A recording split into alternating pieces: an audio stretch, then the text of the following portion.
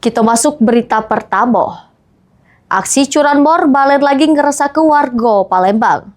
Kali ini bandit curanmor bersenpi beraksi di kawasan Gandus.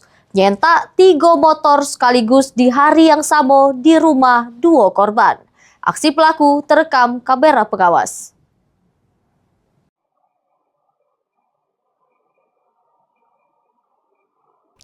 Rekaman kamera pengawas ini selik ke bandit curanmor bersenpi beraksi di perumahan Taman Asri Gandus, Palembang.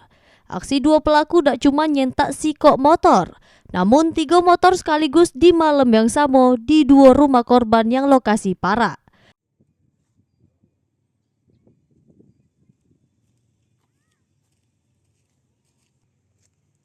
Menurut korban Andi Saputra, pelaku masuk ke halaman rumahnya dari samping yang mana ada dinding separuh yang bisa dilewati wong. Pas kejadian, pelaku ngerusak kunci gembok pagar terlebih dahulu. Kemudian metuka motor dengan cara ngangkat ban depan. Pelaku juga sempat ngebet pintu depan sama buri rumah korban pakai kabel. Akses itu mungkin lewat dari belakang, soalnya aku di belakang itu cuma aku naik ke batu cuma 2 meter. Mungkin aksesnya dari belakang. Masuk ke halaman mungkin ada proses dulu kan, soalnya pintu belakang sama pintu depan aku diikat pakai tali kan. Biar kami itu tidak bisa keluar langsung.